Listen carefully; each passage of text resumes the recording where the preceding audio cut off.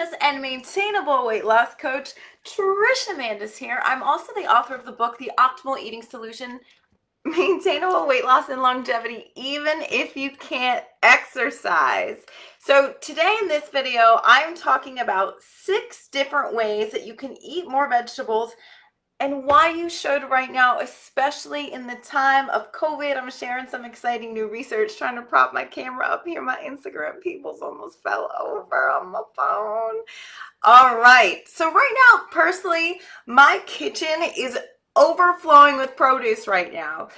So much so that I can't even fit it all in there. Now, that is not the norm for most Americans, unfortunately. Actually, what we know, according to the CDC, is that 90.7% of Americans are not eating the recommended amount of vegetables. That's almost all of us.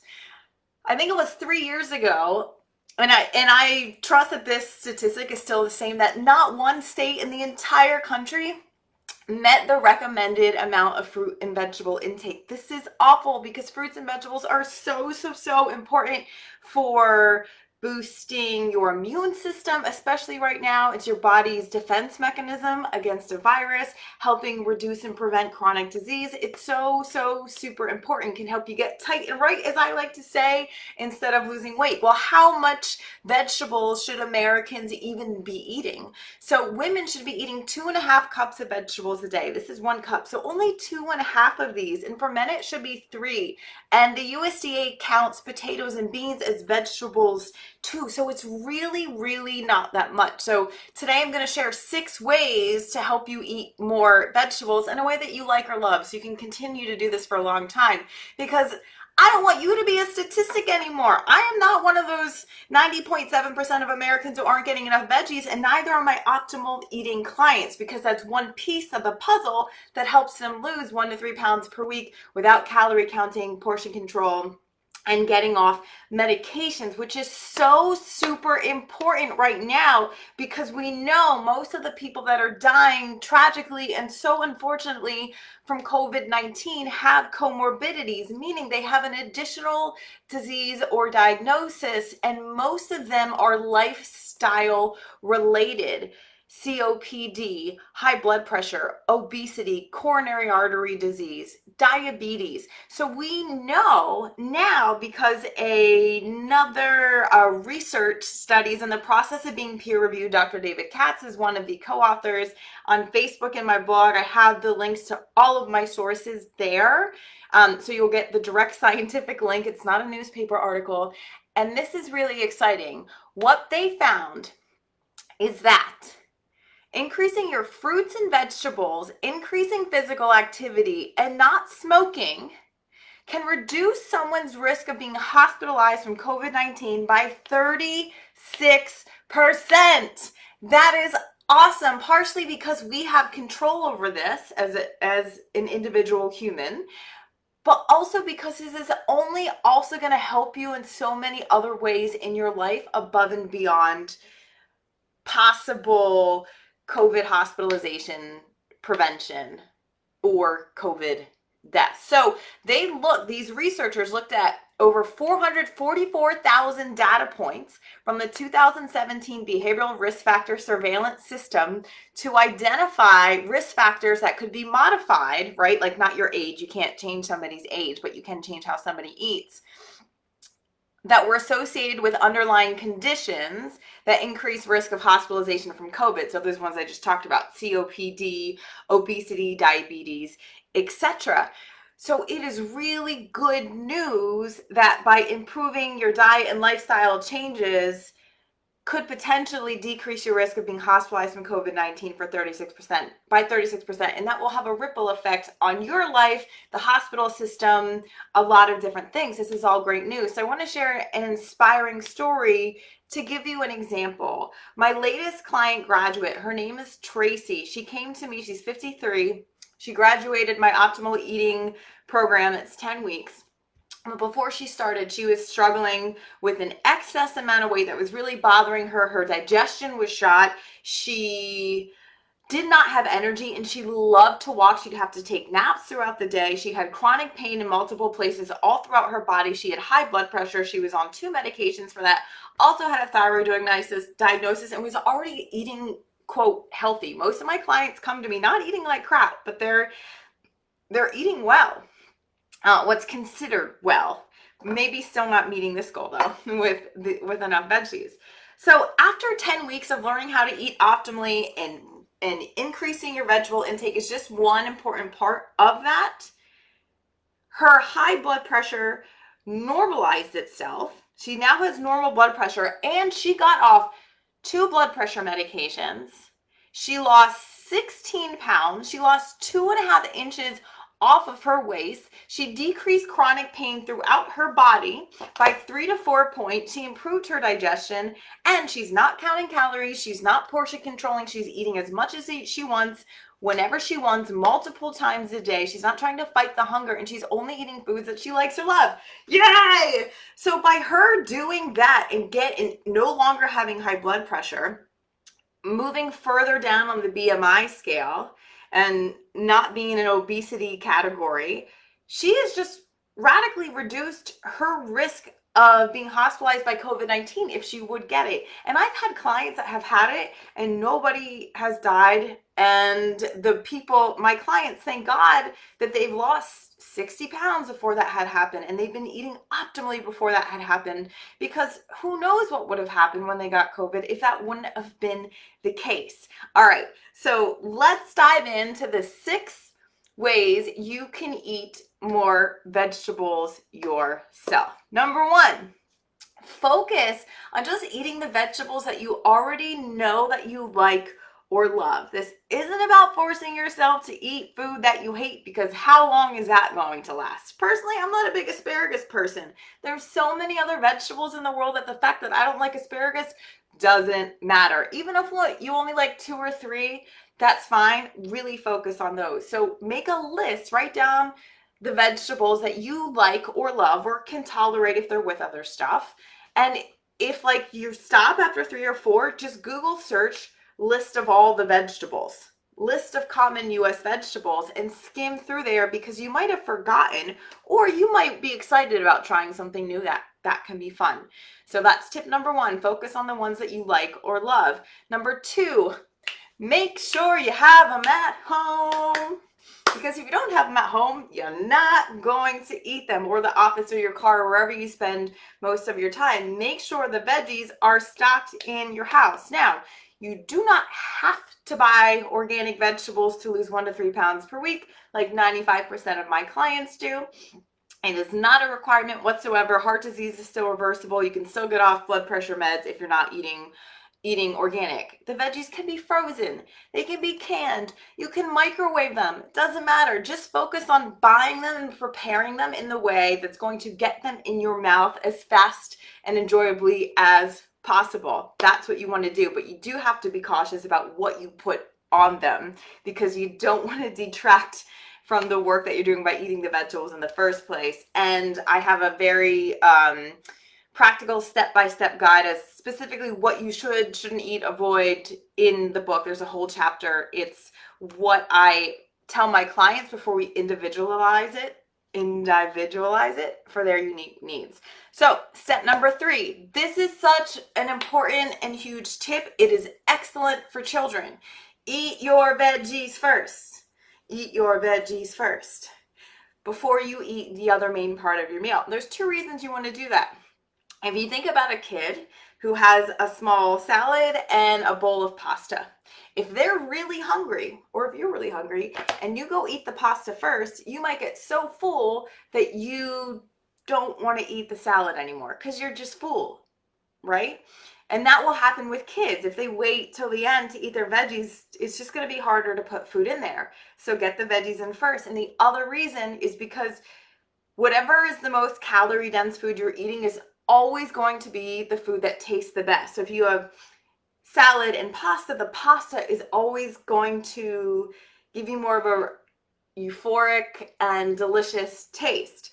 So if you go to eat the vegetables after the pasta instead of before, they're not going to taste as good. They'll actually taste better if you eat them before the other things that have more calories per bite. So eat your veggies first. It ensures you get them in there, and then you might actually eat less pasta because you have more food in here, which is going to help you get tight and right. All right. Step number 4, make sure you start eating your veggies at lunch. And you have to be very mindful and plan for this. If you wait to start eating veggies at dinner, you're never going to get enough of them in. Now, my clients don't count calories or portion control. They don't measure veggies. This is one of the ways we just make sure that they get enough, is at least 20 to 50% of their plate, not at least, but 25 to 50% of their plate needs to be vegetables. The rest is what we call FFFs because they're incredibly satiating, filling, but still low in calories to aid in weight loss and shut off your hunger in your gut. So 25% to 50% of your plate should be veggies. The rest of the plate, get this, or talk to me with a free consult at lunch and at dinner. And then our snacks we call mini meals. Adding a little bit of veggies, it doesn't have to be a like ginormous amount to your mini meals, can also be really helpful. But if you skip lunch, you're not going to make the cut. All right, next tip, number 5. Eat no more than 3 ounces of meat a week. Hi, Peter. So good to see you. So if you need to be eating more of something like vegetables, you're going to need to be eating less of something else. So with my clients, no more than 2 to 3 ounces of organic meat per week, because potatoes, sweet potatoes, count as vegetables. So if you are eating a veggie burger, a bean veggie burger that's with black beans and sweet potato and salsa and peppers and onions and mushrooms, that's going to fit in here. So you're eating that instead of beef, and you're also not getting the added cholesterol or the saturated fat, which are non-essential nutrients, but instead you're getting antioxidants and fiber and all the things Americans aren't getting enough of. So swap out animal products for whole plant-based foods with the beans and the potatoes and the sweet potatoes and the veggies. That's going to help you get more of those in there. It's going to help with your waistline too, especially those highly processed meats. You definitely want to get those out. That definitely increase chronic disease risk. That makes you more likely to be hospitalized by COVID-19 if you have it. All right. Step number 6, make cheese sauces using veggies instead of cheeses using cow's milk. So I have a client right now that is 79 years old, and she posted in our private group yesterday that she said, I have not seen this number on the scale in 51 years since I got married. How freaking awesome is that? She started eating optimally at 79. That's so amazing. But one of the things that was on her food journal this week, she had scalloped potatoes in a cheesy sauce. And I asked her what she made the cheesy sauce out of, and it had potatoes in it, carrots in it, nutritional yeast, probably some miso and some other things, and then you blend that up, and that's what she used as her cheesy sauce. Your cheese sauce is now being made out of vegetables, but it's very low in calories, still filling, full of fiber, antioxidants, all these good things that help improve your health and get you tight and right, and it's delicious, and you can pour it on anything and everything. So just Google oil-free vegan cheese sauce, and you're gonna find a lot. There's some that are cashew nut based. Those are freaking delicious. Oh my god, cashew based cheese sauce. Definitely look at those. So here are some of the veggies that I have right now. I joined a CSA with Hunter Hill Farm. Amazing people. I've known him since high school. It's a great way to get fresh veggies that taste awesome every week, and you don't have to go to the grocery store. I hated going to the grocery store even before COVID. So now I just get to show up at a beautiful farm, see beautiful people, and get amazing produce. So here's some kale that I got. And you could, if you Google Trisha Mandis garden Caesar salad, there is a cashew-based Caesar dressing, which is delicious. And the leaves use this kale, lacinato kale. But I didn't have room in my fridge for this. And this has been in this jar for days, which is great. So I don't have any flowers in my house. So if you have greens that are starting to droop or you don't have room in the fridge, put them in a jar with ice water, and the leaves are just sucking that up. so they'll stay fresh and then beautiful in your house too. I have some basil from my garden here. I got these plum tomatoes in my CSA this week, and some zucchini and cucumbers. This, God bless my mother, love her, was not a very good cook. But one of the things that she would make that I loved is she would slice zucchini really, really, really paper thin. And she would saute onions and caramelize onions and then add the zucchini and just salt and pepper. And I loved it as a kid. So I do that all the time. Now you can use a mandolin too to make it go a little faster. And then I'll add chickpeas or canned chunks of tomato, or even cut up some of those plum tomatoes and add it. Or chickpea pasta is really, really good. That way you can, hi Matt, so good to see you. Chickpea pasta would also count as a vegetable, and it's also pasta. More summer squash, awesome.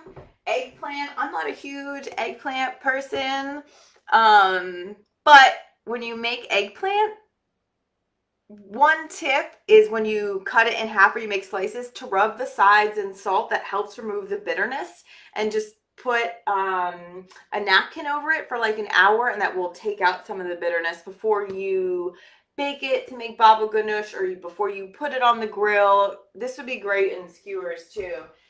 And then Hunter Hill Farm, I forget the type of onion these are, but these are so good. Oh my God, they're so delicious. So just cutting this up with a cucumber and some dill and some, what type of vinegar am I thinking? Rice vinegar.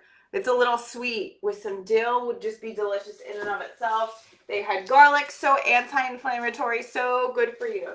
So now I want to hear from you. What are your favorite veggies?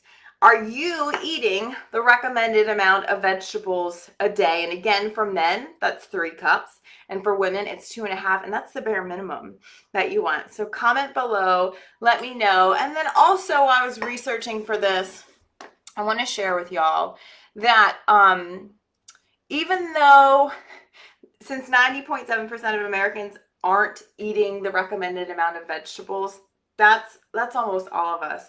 But the number one disparity, the number one driving force to people not eating enough vegetables is poverty, according to the CDC. And now we have 20 million Americans, because of our human response to COVID-19, that are unemployed. So anticipating poverty is going to go up. It's going to be harder to get fresh fruits and vegetables, which is very sad and scary to me, especially because it is something that you can do. Yay, tomatoes, Kendra. It is something that you can do to help not just get tight and right and chronic disease prevention, but potentially not be hospitalized from COVID-19 if you can have the results that my clients do, which I've been talking about here. But there's a nonprofit, Animal Defenders. If you're in Easton or know anyone in Easton where I live that is struggling for produce, they are giving produce away every Wednesday at 12 o'clock in front of Terra Cafe. There was already a line 45 minutes before they started yesterday. So you'll still get produce if you show up, but spread the word about that. It's free. People are struggling to eat. More people are struggling to eat right now. And one thing that I found that really broke my heart is that, and I'm including the link in the Facebook group, is that 10,000 children a month are dying from what's called COVID-19 hunger around the globe.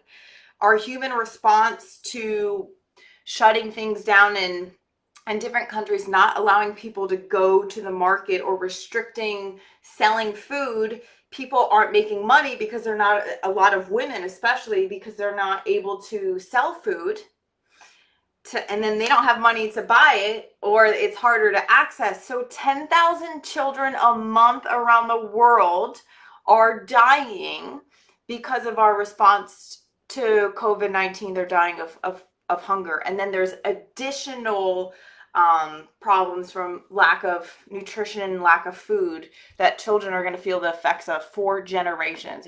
It just makes me really, really sad. So I hope one of these tips was helpful. If so, let me know which of these 6 tips to help you eat more veggies was helpful for you, which one you'll implement. And if you have any comments, questions, concerns, please comment and I will happily respond. Thank you so much for watching. Have an awesome day. Love and leafy greens. Bye.